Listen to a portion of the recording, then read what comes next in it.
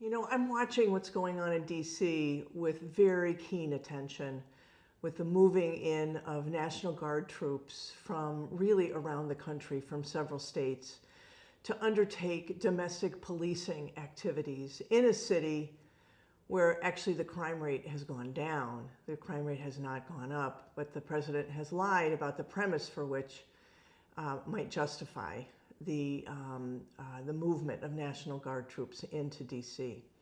Now, this is worrisome in its own right, that the streets of the District of Columbia, a overwhelmingly majority black city, are being policed by military, National Guard military soldiers who are now armed. And we should be concerned about it for that reason alone. But the other reason I think we ought to keep an eye on this is because the president has actually told us what comes next.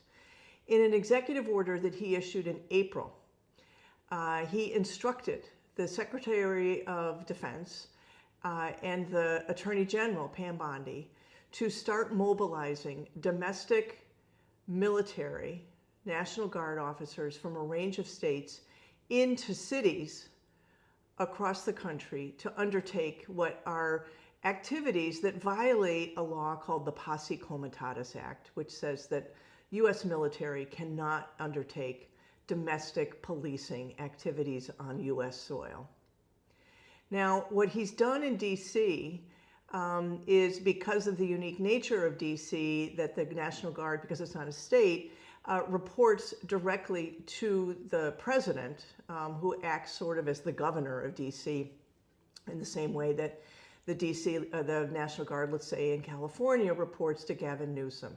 I think we ought to keep an eye on, besides just the horribleness of having National Guard troops doing domestic policing in D.C., is what might come next. And President Trump has forecast that as well in comments he's made to the media quite recently, that he may also deploy troops to Chicago, led by a black mayor, just like D.C. I could also see the same thing happening in Oakland.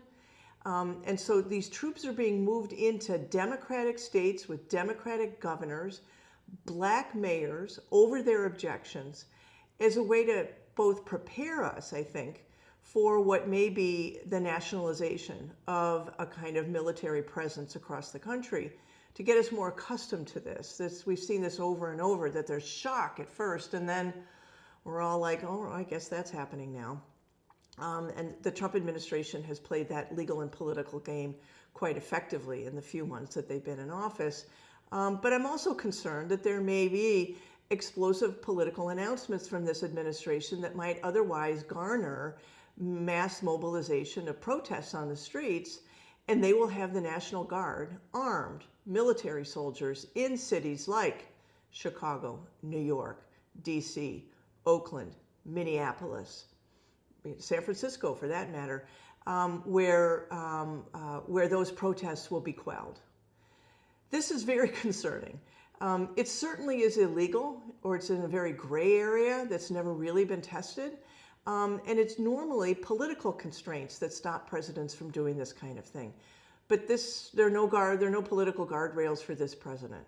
So, listen to his words carefully. He has said he's going to send troops next to Chicago, where also there is not a rising crime problem. The crime rate has actually been going down, so too in Oakland. But that doesn't seem to matter. So I would keep an eye out for black-led cities in Democratic states where the president has made noises about these being dangerous cities, even when in fact they're not true, that this expansion of the presence of federal troops as a day-to-day reality for so many of us who live in cities may become a real presence that has both the effect but also the purpose of quelling dissent around what may be the next things that this administration undertakes.